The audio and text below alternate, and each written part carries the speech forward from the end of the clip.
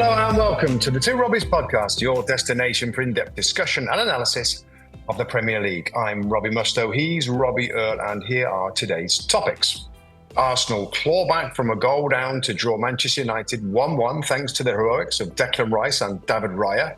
Nottingham Forest toppled Man City 1-0 at home in one of their most crucial victories in recent club history, putting them in prime position to qualify for the Champions League. And Mo Salah's brace from the penalty spot turns a tide against Southampton in a 3-1 comeback win for Liverpool. That's what we've got coming up in today's episode. All right, my friend, before we dive into this week's games, some great news that broke this weekend. Before we dive into the stories, we've got some exciting news for American Premier League fans. The Premier League is coming back to the United States. This summer, Manchester United, Bournemouth, Everton and West Ham will take to the pitch across the country.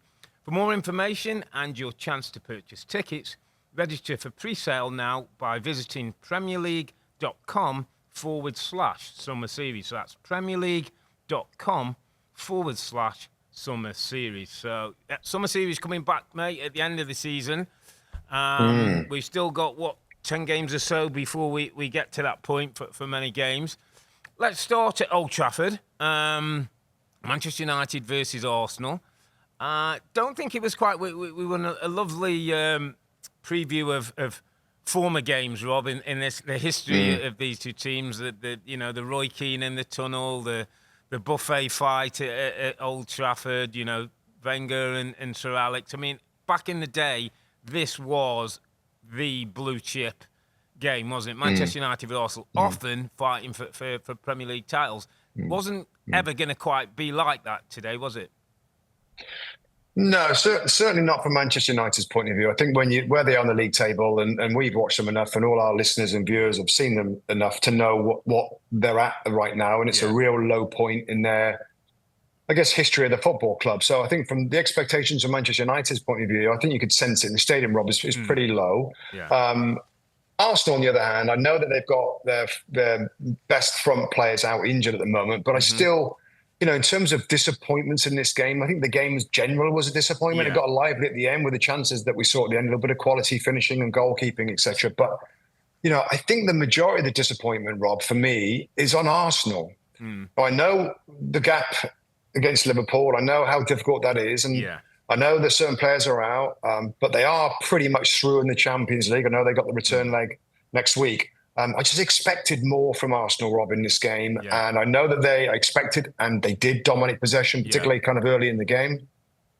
But just that final third piece is what's lacking, and that punch and that penetration. And again, when you haven't got particularly Saka, it's so noticeable. And even though they had tons of possession and they never really created enough against the Man United side, that I saw the interview of Ruben Amorim afterwards saying that I don't really want to play like that, being kind of a five in a line, four across midfield in a deeper block, because they weren't good enough to dominate possession with the football. And that is the main problem with United right now. Their system, which much talked about system, you don't see the best of it, Rob, because they're not the quality in the team isn't dominating the board enough to see them give other teams problems. The two number 10s that they play with, that was Eriksen and Xerxes today, I think, wasn't it? No, Xerxes was top. It was Eriksen. Yeah, it was top. It was Bruno and Garnacho were the initial ones, but Eriksen came in narrow, didn't he? Yeah, Garnacho. That's right, yeah. But when this system's working properly, with the quality that they want, those two players, the two 10s, can really do damage, but you're not seeing it because the general build-up play is not very good. So mostly disappointing, Rob, but also for Arsenal. What did you think on the Gunners particularly? Sorry, you're asking me about where I feel with the Gunners? Today? What was it? I saw lots of things that I would expect. Domination of possession, some lovely combinations. I've kind of been thinking about the whole Arsenal piece over the last week or so, mate, because I've kind of think, 15-point gap now, title's gone. I don't know if you saw, we ran an interview with Mikel Arteta at the end, and he kind of walked off. I kind of got that some of the questions weren't great. Some of it was repeating, do you need a striker? Has the title gone? And he kind of walked out on the interview, which I kind of understand. I didn't see that. No, I didn't see that one. I think it was obviously a sign of the disappointment that he knows it's gone. I think a sign of his team have come second. It looks like they could come second again. That's going to be important, but second seems like a long way from where they want to be. As I've been thinking about them, Rob, this week, and I want you to bear with me and go down a road that it might be just a little bit different. But when I look at Arsenal as they sit right now, mate, I'm looking at the league. They've only lost 3 games, by the way, which teams can win the title losing that amount of games. They've drawn 10 games, which is kind of quite a lot when you think it's a most of, there's only Brighton in the top sort of 10 teams who've drawn as many games. Now, you talked about it, domination of possession, the combination football. It almost is like, I know what that's going to look like.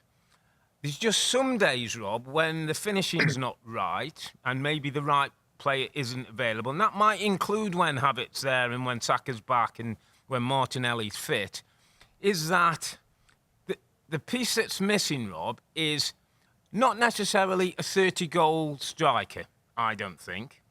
My view is they miss a guy who can turn 10 draws into 5 wins. 10 draws into 5 wins gives you 10 points. 10 points keeps it. 10 points would have won them the title last season. They were 2 points behind City. 10 points behind Liverpool right now would mean we've got a proper race to the end of the season. So I'm not saying I'm not saying that guy who comes in doesn't have to be 30 odd goal scoring, that's all. I just want a guy who turns the 0-0s against Forest, the 1-0s against West Ham, the draws that they've got into wins, maybe a defeat that's into just some days, Rob, I almost feel like I know what Arsenal's going to be and I know how it's going to look and I know how it's going to finish. Today, Declan Rice came up with a beautiful strike. Thought he was by far the best player. But I just feel like it's a certain kind of player, Rob, who on the day when all the football is looking good can find a way to be different, do something different, make a different one, have a slightly different... But that is Rob, and he's not available right now. And he did it last year for them. And is it too simplistic to talk about injuries and Bukayo Saka? They got 91 goals last year. 91 goals, 2 points off the top. I think there's still days with Saka Somebody in the else. team. I want a different, slightly different mentality. Now it's so hard that you've got to, he's got to be a footballer because he's got to play. He's got to be part of maybe age and all the rest of him, Rob. But if you've got to go and spend 100-odd million and pay somebody as much as the club's ever paid, but this guy gets those points, do it. Manchester United have done it in the past. Chelsea have done it in the past. Go and do it.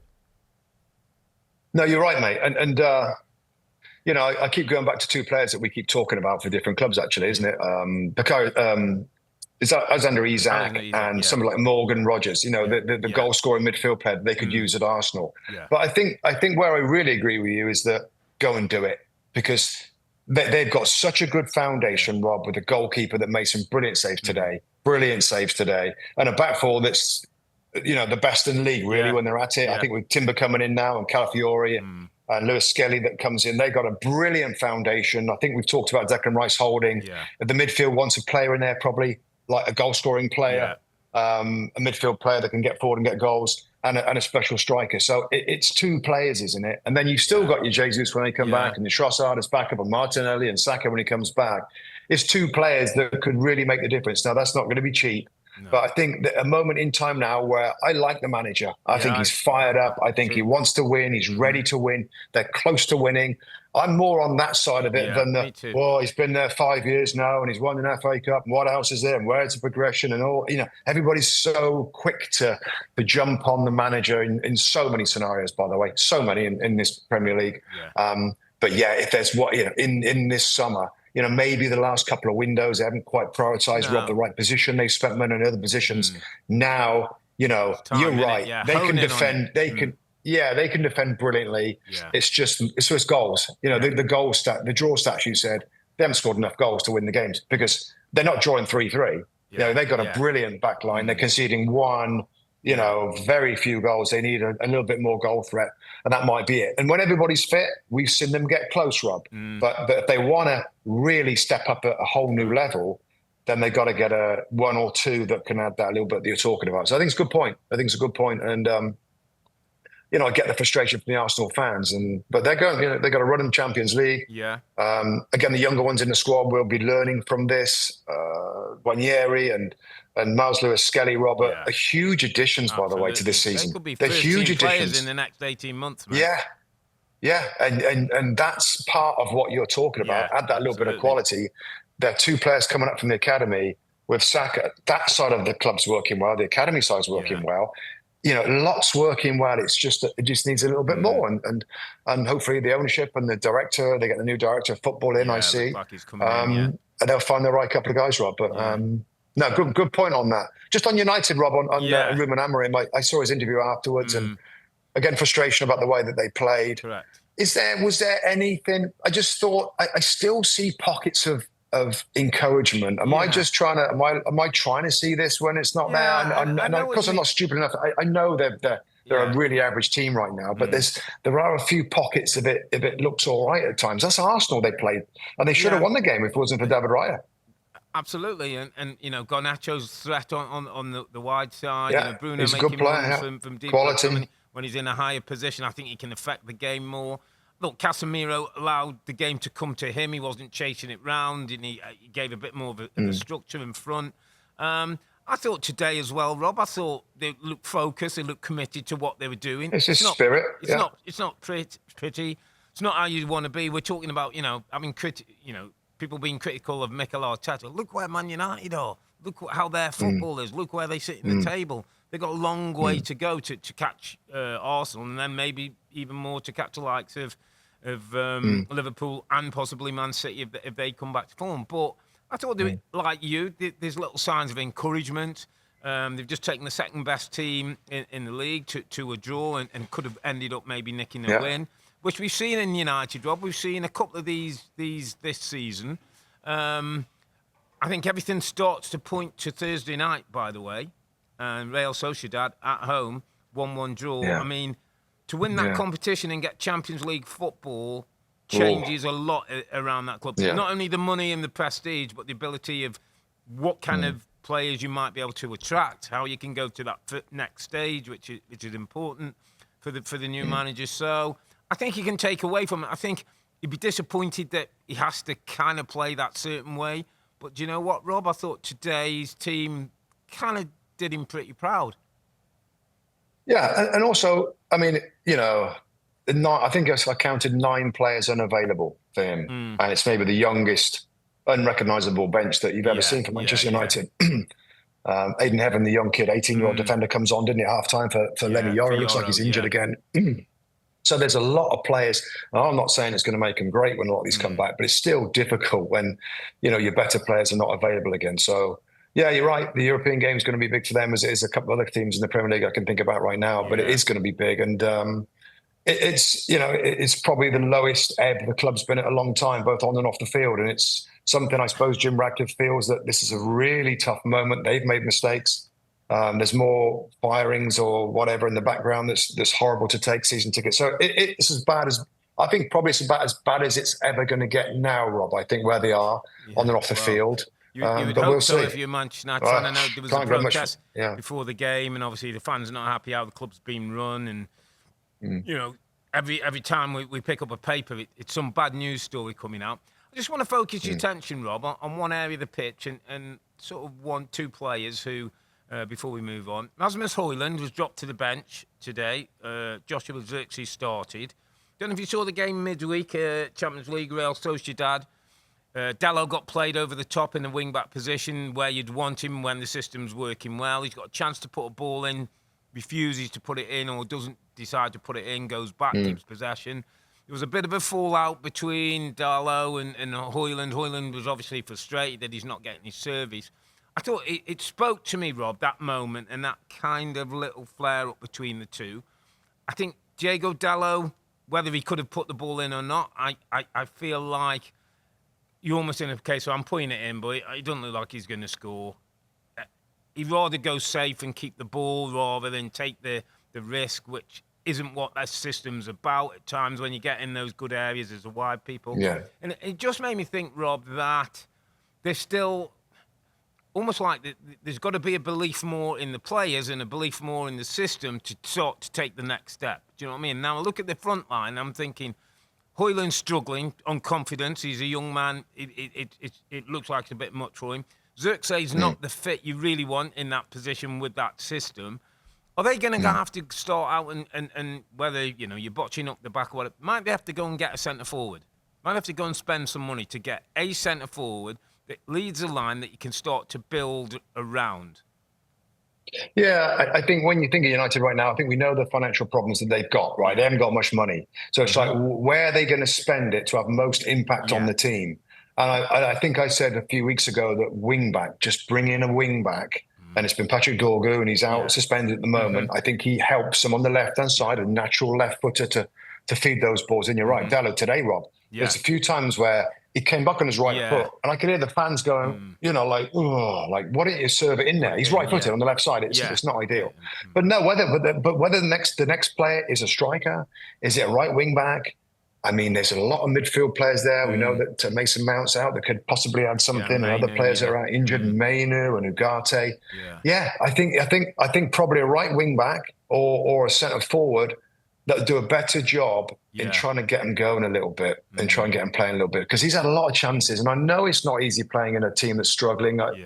But I haven't seen enough yet. And like you said, and ideally, you'd like a young striker like Rasmus Højlund to just sit in the sidelines and come in a little bit and steadily, and then somebody else be the leading striker. And Xerxes, they both look kind of a little average at the moment compared to what you might expect of that club. So that's an interesting shout, mate. I mean, how many's that? I mean, how many clubs want a new centre forward? I mean, a lot of them want them, and it's going to be a big summer. Floating round.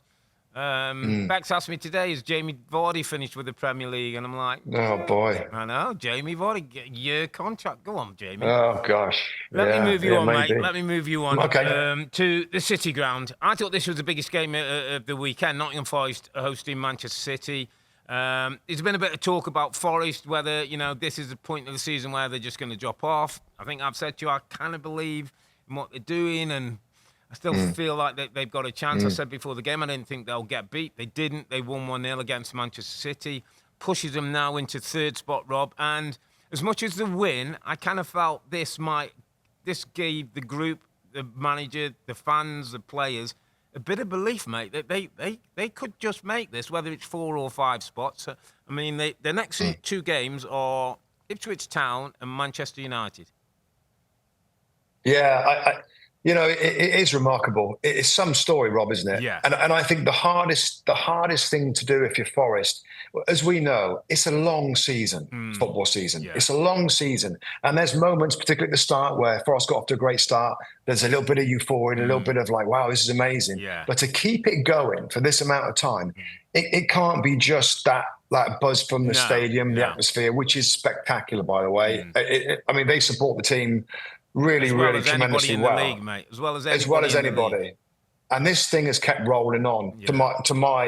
I mean, I'm amazed at it that they can keep getting these results. But the belief is there, the structure is there. Yeah. I made notes in this game as of just of shape, really. Yeah. Shape and hard work is so effective. It's so effective.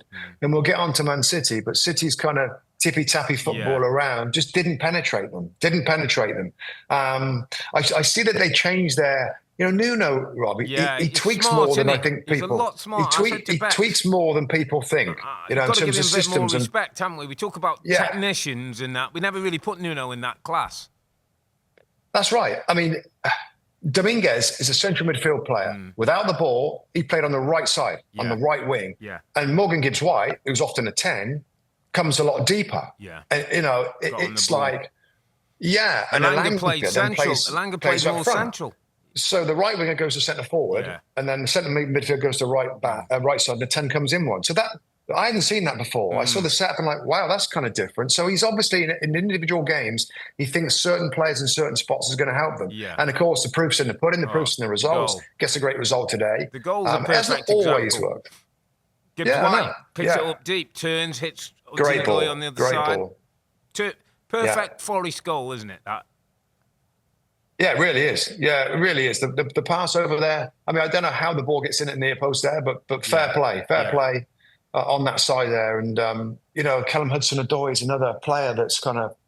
I don't know. These players have come alive, Rob. They've had moments at other clubs, and the other clubs have not been totally sure about them. And now we're seeing them reach their potential with somebody else at a different club, and it's so great to see. I got to stop you right there, my friend, as well, because I didn't want you to steal my thunder. My underappreciated performer of the week, Callum Hudson-Odoi, my friend. And wow. I'm watching that game. He's a 24-year-old footballer who started his career at Chelsea, played a few games for Chelsea, didn't probably make the grade in terms he looked really good early, Rob, didn't he? Remember, he looked really good early. Games. He did look good, and then he, with all the players that came in and all the money was coming, he was surplus to requirements, went on loan to Bayer Leverkusen. Nottingham Forest picked up Callum Hudson-Odoi for somewhere near the figure of about $5 million. God, wow. He's 24 years of age. He's got huge potential, pace, works hard for the team. Did an interview after the game, was bright, was spirited, understands his role in the team and how he's got to play, and at times you've got to give to the system. We're talking about Nuno. And right now, Rob, I was thinking about it. He scored the goal that beat Liverpool in a 1-0 win. He scored the goal that beat Manchester City in a 1-0 win. And I look at Chelsea's wide players now, and I would have Hudson-Odoi ahead of Jadon Sancho any day of the week. That's right. And you could even say, Anthony Elanga. I'd have him at Man United in any part of that front line with what he offers. So, no, it's a good shout. I didn't know you were going to go for him. We haven't chatted about that this week before the show about which one you're going to go for. That's an interesting shout, because I think he has been underappreciated. Yeah. I mean, at the beginning, remember Bayern Munich were going to make a huge bid for him when he first started getting the first team. This excitement, the pace that he had, he used to go past people. He fell off a little bit. Yeah, he fell off a little bit and come back, and he's. Do you know what? I just have to mention because the more I saw him at the week, Ola Aina, my friend, right back, another one. Been at Chelsea, been at Fulham, played in the Premier League. Another one, and we've talked about this before. That sometimes that when you've been rejected or you feel you've got a bit of motivation to prove people wrong, and they collectively have got that. Ola Aina played against Savinho one side, or Doku the other. Neither of them got a tune, mate. He had them both, and his kind of ability to defend, his enthusiasm to get forward down that right-hand side, is another Rob that is never going to win Player of the Season. Will never get in the Team of the Season. Will never be spoke of in the way that many others are, bigger clubs. But I'll tell you what a season he's had. Yeah, no, he has had. I'll tell you what, the club will appreciate him. Yeah. And he might win their Player of the Season from their own supporters because they notice that and they appreciate that. And I think it's a good shout. He has gone under the radar for a long period of time. And I think there was an article about him a couple of weeks ago. And it's interesting about what he's done and how he's playing and all that. And it's just another example. You think of all these players, Robert, at Forest that weren't quite the flavour or whatever at other clubs. This isn't common where they do go on and do well. Mostly.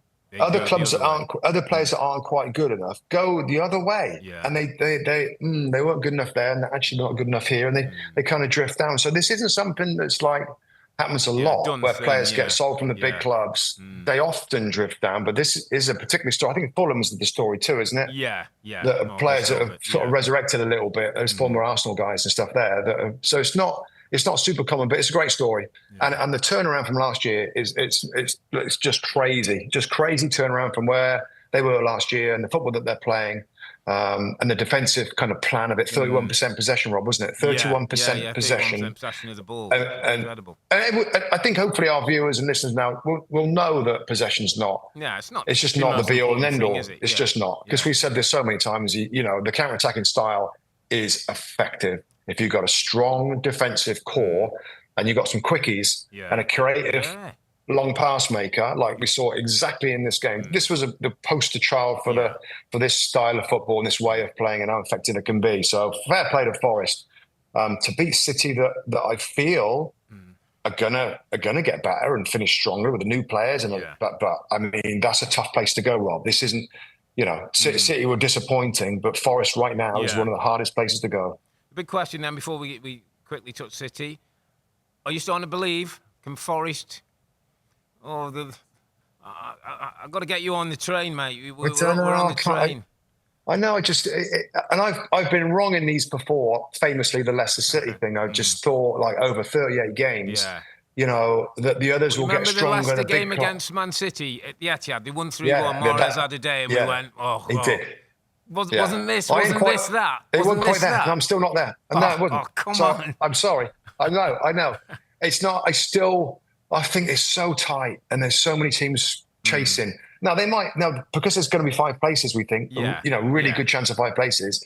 They might do it if they finish 5th. So I'm not saying they're going to be out of the top 5. It's just I think if you're asking me for a top 4 finish from them, I still can't say it's going to happen. I'm still not confident as you are. But that's. You confident? You confident Man City will get in there? I am more confident. Like, is that odd? Like, I think. I mean, on them, Rob, right?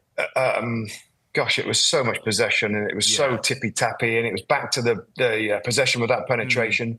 And I know we talk about him a lot in terms of Erling Haaland, right? They're not. He's just not involved enough, Rob, is he? Like, and I know he gets in the right spaces and he gets goals at certain moments, but in a lot more games, shouldn't you want him more involved, Rob, in terms of getting opportunities or swinging balls in? It was so patient. I think when City are on top of the game, running. Rob, they're that good and they dominate that much. They can almost do it without him. And I've said this is why the difference between an Arsenal and a City. City were that good when De Bruyne was on and Foden was on and Silva's on and Gundogan and Rodri's there and all the bits are working. You can almost go like, just, get involved a bit and get yourself in the right spots and we'll get it to you. When they're not going so well and they maybe need the strength forward to think. Need him more. They need him more. And it's missing a little bit. It's missing. I thought they got a little. I don't know. And again, we shouldn't try and psychoanalyze people and whatever. I just feel Pep looks tired, mate. He looks shattered. I know. He looks absolutely shattered. Like, for the first time I thought, I wonder if he's saying I'm staying in this, that, and the other, and we might get to the season, and he goes, you know what? Because he looks like he's done, mate. He looks like, the Klopp situation where it's all becoming a bit too much. I know, and he's put himself in a situation where he so wants to put it right again. He so doesn't want to leave on a bad moment for the club. Yeah. But he does look. This is not just now. I mean, I saw him trudging off at the end of the game, Rob, with his head down. It's like, wow. I totally agree. His interviews, and he's never a great interview anyway, but it's got to be difficult for him to try and resurrect the team a little bit. I mean, again, there's new players. I thought they looked a little bit better when Marmoush came on with De Bruyne, I think, didn't he, quite late? And De Bruyne is obviously waning as well. But there are two bright wingers out there that, as we talked about, Forest dealt with comfortably. They just got to find a new energy. And I don't know whether that's going to be a turn of the season situation, because they're going to spend a ton of money. They're going to spend a ton of money. They are. So they will be back. And maybe we'll think back at this, Rob, in 6 months' time and look back and say, wow, he was tired, but they might be back again. I think probably in 6 months when the season's up and running, and we've had like 3 months of the season next year, Rob, I think we're going to know our answer about Pep. Because they are with the new players will come in. October, when it starts to, get or settle down a little bit. Where are they? If they're still looking similar, then it might be unrecoverable for him. But summer break and whatever. Although summer break. World Club Cup is coming along, which I'm sure he could do without.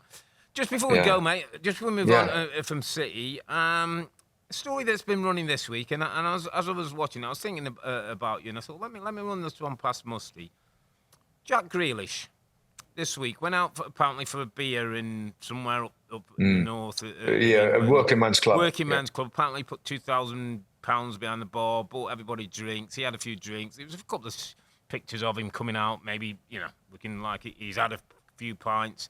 On a day off, he's got quite a lot of criticism from some quarters. Others have been more understanding of maybe his situation. Where are you with Jack?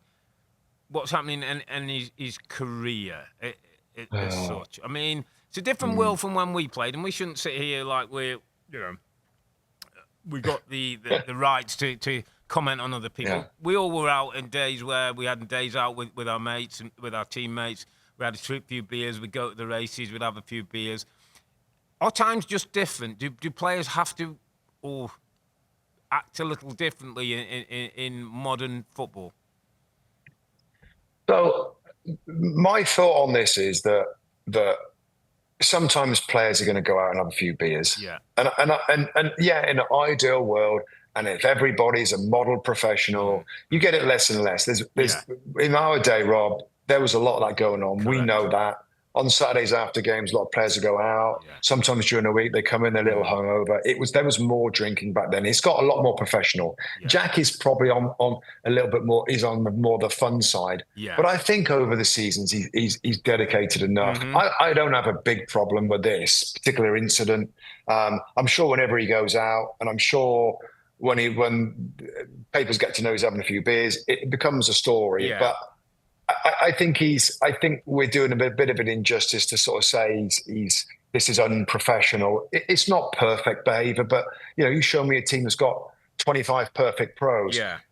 On another side of Jack Grealish, I do think that he could use a change. I think he's getting a little frustrated with the rigours that Pep asks for. Yeah.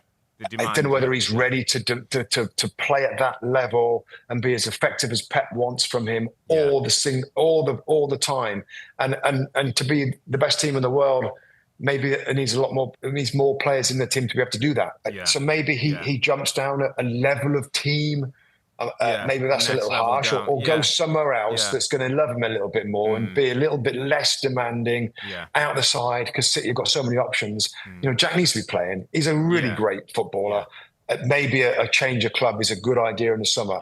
I strongly believe that in terms of those two, Pep and him. Do you know what I mean? Yeah, I'm with you. I was with you is saying, listen, I've been out on nights out when teammates have had a skinful and we had to run it off the next day. So I can't be too critical. I do appreciate that it's a different world. Players are earning more money, and the sports science, all that's better. I sometimes think with Jack as well, Rob. I think he's a unique, almost individual. I think he needs to be in a team where he's going to play and be loved and be a big part of it. I think there's a frustration, as you say, about what's happening now. The other thing I think about Jack, and I look at him, and we've all remember the pictures of him, and with the treble, with his shirt off, with it holding the cup and all that.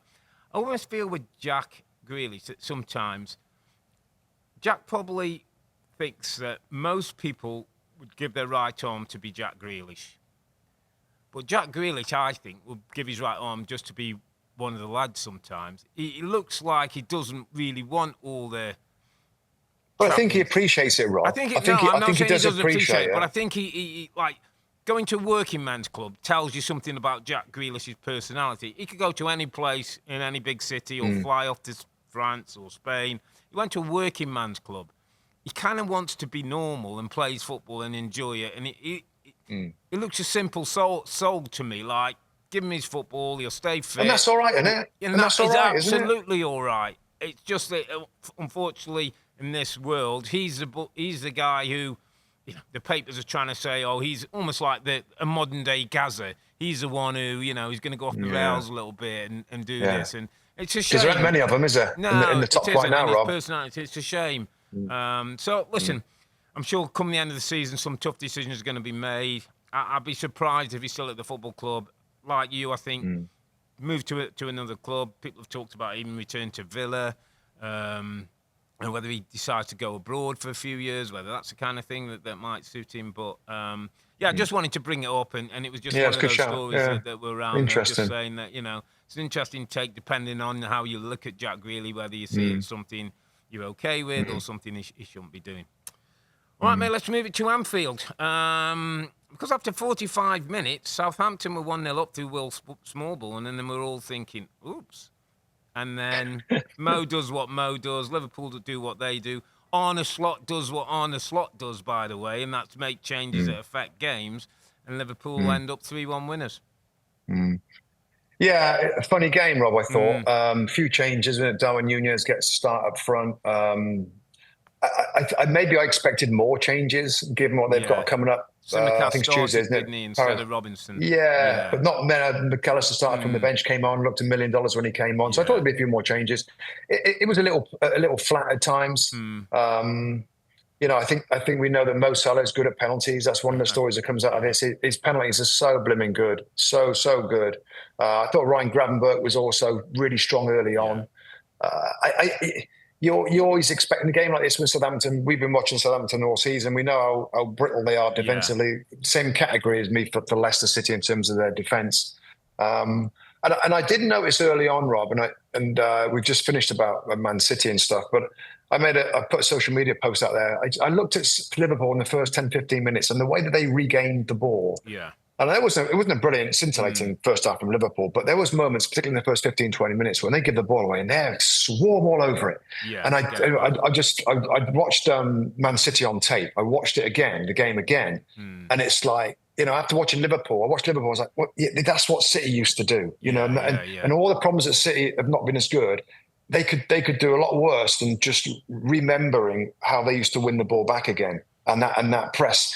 The counter press when they give it away, and Liverpool are doing a great job of that. It's almost like they've kept that part of the Jurgen Klopp Liverpool, and that was noticeable for me. Just referencing back to watching earlier in the day, watching Manchester City struggle in that game. So Liverpool still have that. They make the changes. They've got all the players that come off the bench. You're right. The players on the bench know something special's happening. Whether it's Harvey Elliott, or whoever. Nunes is enjoying his moment in the team right now. And they kind of, I always watch at the end as well, Rob, in terms of when they're in the lead. Do they coast? Are they resting? So really, really, really strong from them in trying to win the game at the end as well. Yeah, and I thought we made a really interesting push. Listening to on the slot, it was up in the stand, obviously went down. Said he felt he needed to make the changes. He wanted to change the energy a bit. And he said something interesting, Rob, that I thought he said, I knew having made the 3 changes, the other 8 would react to those changes and realise that it could have been one of them or one of them could come off. And he said, we were a whole different energy in the second half. And I thought, never really thought about it that way or heard it put that way. But I thought it was an interesting take that actually by making the changes that he did, it bucks everybody else up and I was like, oh, God, he's in one of those moods, we better get at it. And they did get at it and they looked better and, they had the chances. And, Salah from 12 yards doesn't look like it. He doesn't look like he's going to miss from 120 yards, so never mind 12 yards. And 27 goals, Rob, 17. It's an incredible return. And as we did the lowdown today, and I was saying to Rebecca Lowe, if he signed a 3-year deal, it's a big if. If he signed he's on 184 goals now, and Alan Shearer's on 260. Has he got a chance? Has he got? He's got to get somewhere late 20s, late 20s. He's got to have a season like this for 3 more years. Difficult, Rob, isn't it? I mean, that would be insane. He's got to be right I can't see it. He's got to be right at it for the whole period. If he has any kind of dip or injury, he can't get it done. But got a good chance of taking Harry Kane if he signed a contract. I think Harry Kane. Yeah, I think so. Yeah. I mean, it wasn't one of his best games, was it, Rob? No, no. He has those, but he always seems to find a way to influence it. And of course, he'll take the penalties. As soon as the penalty, he's licking his lips and he's going and grabbing the ball and putting it on the spot and sticking it away. So it just wasn't one of his. No. I had a few kind of quick feet moments. I mean, to be fair, Southampton bunkered in a little bit as we expect them to do that. They're kind of hanging on from the first minute, really. Yeah. And the way that they play. You go to Anfield, my goodness. Remember the time as you used to go to Anfield? It was like such a difficult, emotional. Great. You didn't. Nah. I never went there, and it wasn't like a good atmosphere that helped the team. Yeah, there's other big clubs we went to that was, and we won. Yeah, but none of the times I went to Anfield, we beat them in a 2-legged a big game in a League Cup quarterfinal, semi-final. We beat them over 2 legs, and that was like. I remember we were absolutely exhausted just trying to keep up with the players. Used to be quick there, didn't it? I always remember Anfield used to be cut it really low and it slipped around. Yeah. Whenever you got it, you were under pressure. But it was. But But they're using that to their advantage and look like now, they stride forward to looking like what's going to be their second title in the Premier League. Just quickly on that shout, Rob. I don't know if you saw the Andy Cole, the great Manchester United goal scorer, joined us this weekend. They had an event this week in New York. And it was really interesting, Rob, when we asked Andy Cole about his record of goals. He's up there, with the very best. But he took no penalties. And he said he didn't want to take penalties because he only sees open goals from open play as the centre forward's goals. He says, no centre forward. If you have a free kick from 12 yards out on your own, that shouldn't count as a striker's goal. And he was almost saying he's proud of what he does rather than if he'd have taken... Because if he'd have taken... He's at Manchester United, Newcastle, Blackburn, Fulham. I mean, if he'd have taken 20, 30, 40 penalties, Rob, he'd have been way up there. He'd been right behind Shearer. I'm kind of with him. Yeah. I'm kind of with him, Rob. I wish that our golden boot and all our stats and stuff were non-penalty goals. Because it makes a difference. And when I look at, it does, but isn't that a skill like what Mo Salah can do? Yeah, but it can be any player. There's many players that can do that, and he's really good at them. But is that right? Like to break all the records and win all on putting penalties away? I don't know. Of course, I value it, and of course, it's important. But quite honestly, if the numbers were based on non-penalty goals, and when I look at when we do in the studio and we do some analysis, or we've got games coming up with players that scored a lot of goals, I'm always looking at what they've got without penalties. Play, because I think it's more valuable. I think Andy Cole's got a bit of a point there. I don't know whether people disagree. Let us know to the two Robbies on social media or whatever it was just on X or whatever. He was quite strong on it and proud of what he's done without getting that number that he got without. So he almost values it. So he almost sort of like tucks a little bit at the numbers and people take the penalties. Thinks it's slightly inflated. Because you can, if you're a free kick taker and a penalty taker, you've got a real extra advantage. Head start. Yeah. Maybe there's two golden boots: the open play golden boot and the goals golden boot. Well, listen, if Andy Cole's happy, I'm happy. Let's go to Stamford Bridge. Chelsea got the 1-0 win in the Enzo Maresca derby. The Leicester City team he brought up into the Premier League. The Chelsea team he's now taken into the top four. Cucurella with the goal, Rob. Robert Sanchez back in the side. Beck asked us at the start of the day, where were we with Maresca? How are we feeling? And I kind of feel from that first day we saw him at Stamford Bridge on the pitch side desk and he came over and talked about what he's trying to do. He's kind of where he should be, isn't he? Champions League spot, still in the Europa Conference League. Obviously would have wanted FA Cup. That didn't come. But there still seems to be a little bit of negativity around him, Rob.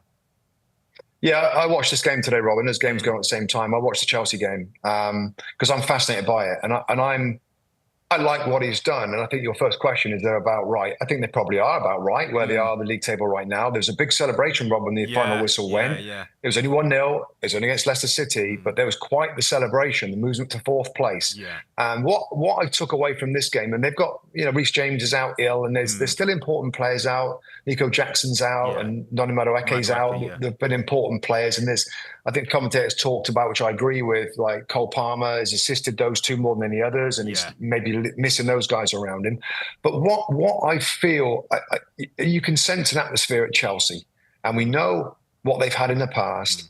And there was quite a lot of moments, Rob, where the fans were frustrated and they're a bit anguished, and they want a quicker football. This kind of real slow build-up is what Maresca wants, and a lot of managers are looking for control, and they want to have the control, right?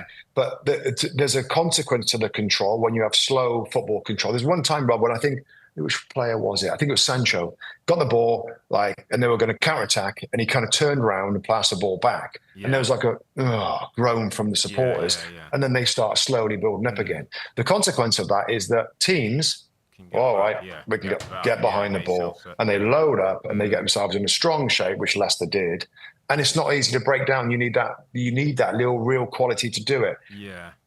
on the upside of it, Maresca wants the ball. He doesn't want them attacking. He wants to have the ball. He wants to control things, and the slower possession enables him to do that. Yeah. Now, where's this going to go is interesting because I still feel like the fans, and there was Todd Bowley was there and threw up to him a couple of times in the stand. He looked a little, when it was at 0-0, the goal came in the second half. I worry for Maresca and this young team that the fans' kind of demands and expectations might add a little bit of pressure to their home games. You know, I don't know. Maybe I'm wrong, and this win helps them. They're in the top four. Maybe now they feel that they can go on a little bit because I think something really good is happening at Chelsea, even though they've fallen away a little bit. I'm pleased to see Wesley Fofana back, Rob, because you know how I feel about him. I think he's an excellent player. Came off, see him okay later on. You've got to be very careful with him. And then, of course, they need the two attacking players out there. But I like what's happening there. It is different. It is slower. It's younger. They're going to learn. They're going to make mistakes. I hope the fans stay patient. I guess what I was trying to say. Because, you know, they'll add a little bit more, I'm sure, in the summer. Some little bits that aren't quite right. We know the goalkeeper's not quite right. Maybe they look for another striker like everybody else. But I think it's going in the right direction. And there's good future potential with this young team. It's just there was moments where, you know, the fans looked a little frustrated. Yeah, and I think you say the fans. I think also the ownership. And we talked about Todd Bowley there because you know, two things that we took away, and I mentioned to Bex after the game that before the game he was a bit short and sharp with his interview, which is not like him. I listened to all these press conferences, Rob, and he's always got time and he explains. He was really a bit short and sharp, as though listen, we all can have those kind of days. And after the sort of celebration felt like. It was a bit more than a win. It was a bit more than 3 points. And I don't know why, and whether he putting pressure on himself or wanting to make sure they, you know, staying around that top four race. But I kind of agree. I think that, you know, he's got to hang in there. I think sometimes, as Rob said to Bex, I think sometimes he's just got to be not mindful, but maybe learn from his mistakes in terms of what you say. Sometimes what you say and what comes across is as much as what you do. And I just feel like, you know, everybody jumped on the quote, weren't they, when they were saying, no, we can't win the title and we can't do this. And I just feel like he might just need to be a little bit smarter with some of the things that he comes and says. Because that's what the media pick up, and that's what often the fans take a lead from. And if you show your weakness, Rob, in interviews at Chelsea, and you snappy, you get snappy, then it's not. I mean, Graham Potter kind of went downhill when he started to argue with it. So it's a really important part, and I think we've both been waiting for the time where he gets under pressure. And what's he like when there's a little bit of pressure? Because there was a little bit of that. Then you get victories, and he's kind of cocky again. We'll wait and see on how that all goes. It so much depends, obviously, on how the team do, because pressure goes totally off them if they start being more consistent with their winning games. I'll tell you who's consistent, Rob. And I'm gonna name my underappreciated performer, and it's Marc Cucurella. You love him. I feel like I might have. I feel like I might have mentioned him last year in this category 1,000,000 times. That's all. Well, he gets the goals, so he's an easy cut. I know he's an easy pick, but what I like about him is that you know what you're going to get from Marc Cucurella. You know what you're going to get. You're going to get energy. You're going to get effort. You're going to get some good things, maybe a few mistakes. But I like the way he shows up every game. And he's got a bit of fight about him. He's got a bit of spirit about him. He plays as a left side, right by the fans. He sometimes gets them going. He sometimes gets a little bit of stick. When his hair's flopping around everywhere and he's bombing up the wing, you know, I kind of like his energy. He takes the goal really well. He's confident enough to shoot there. And when it wasn't going well, the game was not going well at that moment, he takes a shot, scores the goal. So I just think for consistency in a team that's full of younger, slightly inconsistent players, I think he's been pretty steady. And also the expectations on him from last year were pretty poor. He was ridiculed a little bit. He had a tough time after when he first moved there and settled in. And they're like, no, is this all you've got? I think he's bounced back well from that. So I just think he is a little underappreciated.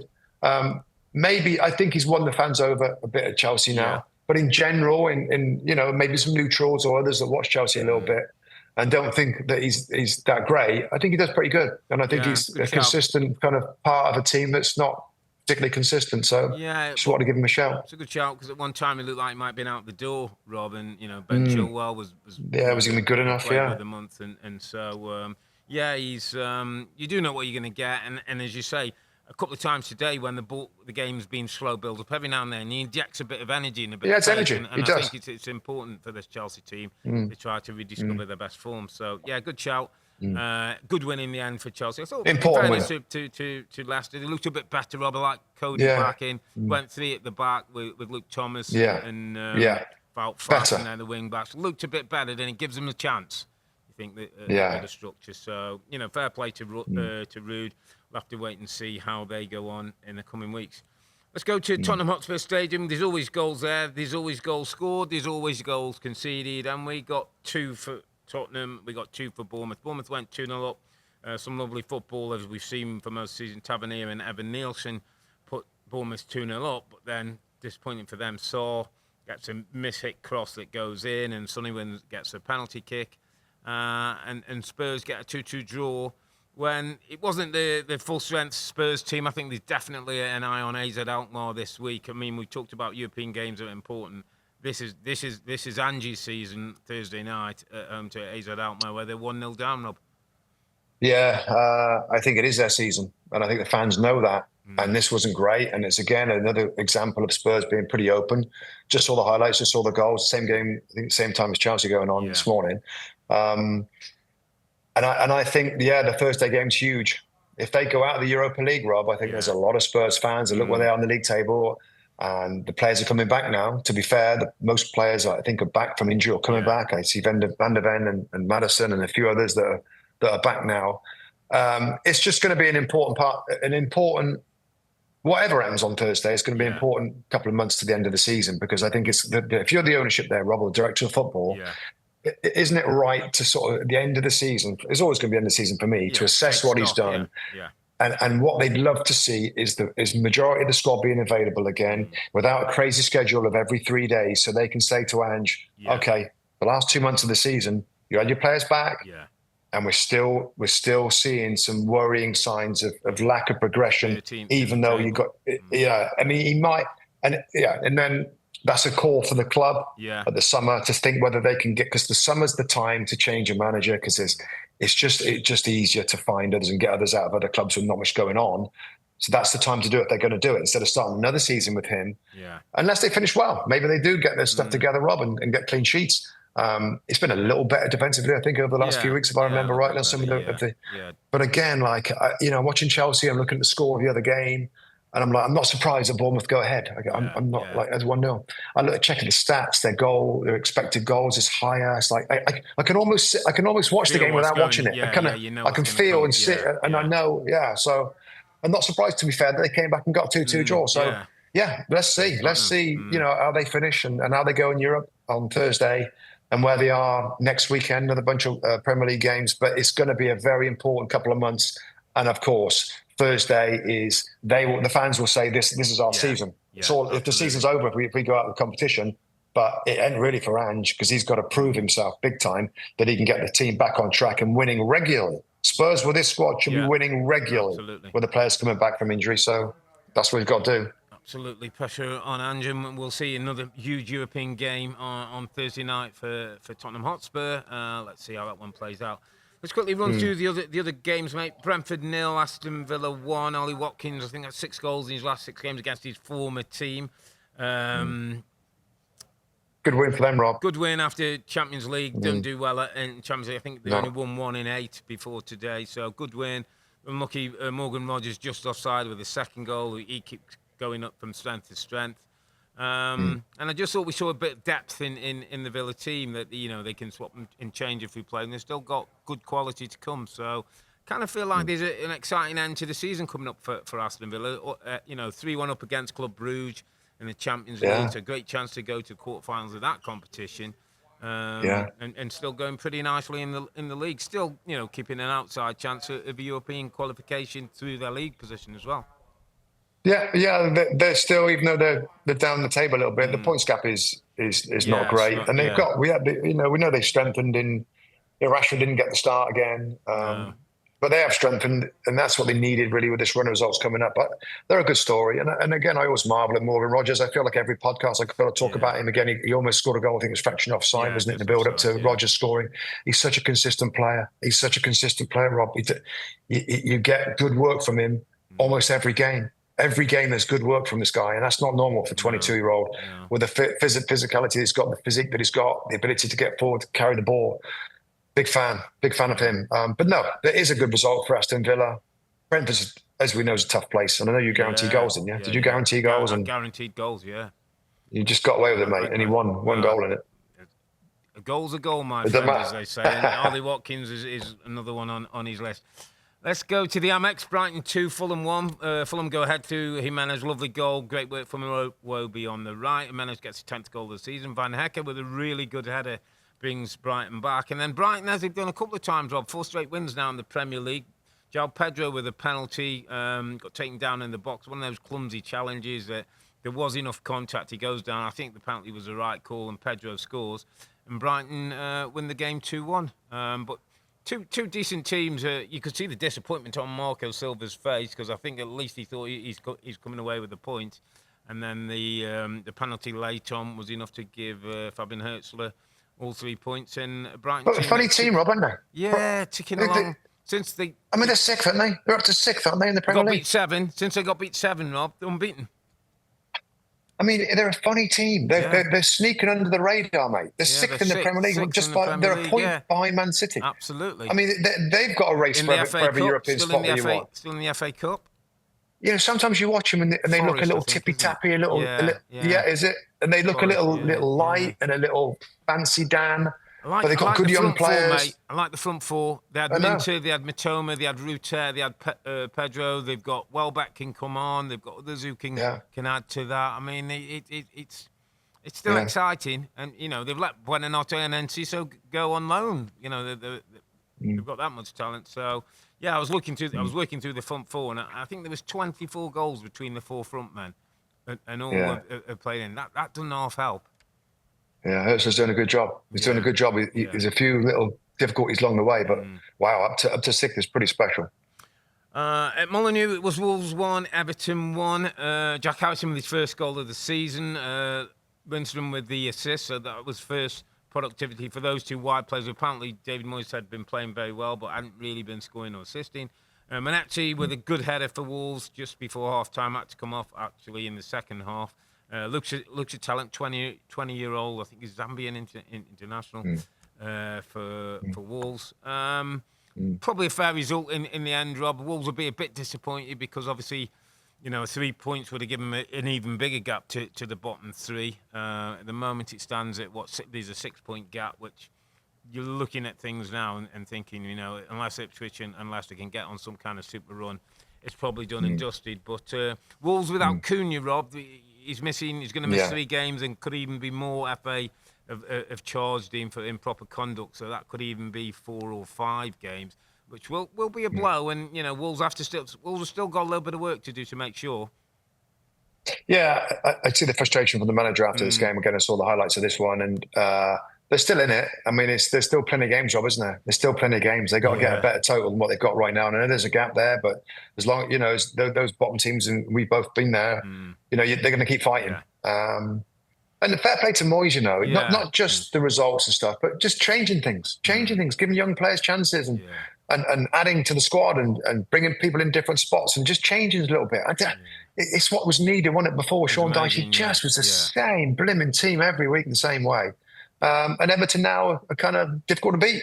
It's exactly what they want. It's really interesting, Rob, because I was sitting with Tim. So Tim spent a week in the UK, and he went in and had a day with Moisey, which he said was brilliant. Oh, brilliant. And he said, you know, you pick up all the things. He said he's loving it again. He's pushing buttons with players, getting them going. And he said the biggest thing he took away was it's like everybody in the football club is like exhaled. It's like, oh, we're going to be okay. And he said he's just brought that air of confidence. Stability, Rob, isn't it? Stability. And he's freed up the front players to go and express yourself a little bit more. You know, we can be better than this. And, you know, fair play to him. You know, sometimes he's classed as old news or old-fashioned, but he knows the dressing room, Rob, and he knows how to deal with footballers. And fair play to him, doing a good job. I've got to say, I've just taken out the earplugs because Crystal Palace won, Ipswich Town 0. So there was somebody in our studio screaming, Palace! Screeching. Palace! Go on, Palace! Guess who? I love the goal from Ismail Assar, I have to say. beautiful power past the last defender, then an incredible dink as the goalkeeper's coming out, gets it up and over him. So Palace go up to 11th, would you believe? I've heard that a few times since yesterday. Wow. And obviously, a game against Fulham in the FA Cup. Oliver Glasner continues to show us that he's a very, very good coach. Yeah, they got a good coach, mate. Palace get their recruitment pretty good. They get it pretty good. I know other teams who give a lot of credit, Rob, to some of the other ones. But very, very good recruitment. And Ismaila Sarr, what a player that's really fulfilling his potential now. So much better now with Elise. There was a weakness on that side. Now the team look very balanced again and great threat going forward. So, yeah, Palace again, another team that are having a sneaky good season. Got to just mention as well, Adam Wharton, mate, with what a lovely footballer this young man is. He's another one destined for, I think, big things. Hopefully, Palace can hold on to him for a few years so he can develop and mature into a player. But his ability to pass the ball, Rob, with the inside, with the outside of his foot and play forward and through the lines is incredible. And there's no surprise since he's been back, Palace look better and have been on a decent run of form. All right, my friend, that's going to wrap it up for this weekend when it ended all square at the big game at Old Trafford. And it was a pretty tame edition of the Man United-Arsenal rivalry. While Liverpool took a big stride towards the title, Nottingham Forest took a big step towards Champions League football next season. We'll be back next weekend. That's Matchweek 29. That's Sunday, March the 16th. That includes Arsenal hosting Chelsea. That's 9:30 a.m. Eastern Time on Peacock, Sunday, March the 16th. And don't forget, tomorrow, March the 10th, West Ham United face Newcastle United. That's 4 p.m. Eastern Time on the USA Network. But for now, I'm Earl. He's Musty, together with his two Robbies. Thanks for watching and listening. Don't forget, if you want to get tickets for the Premier League Summer Series, it's premierleague.com/Summer Series. It's a good night from me. And it's good night from him. Good night.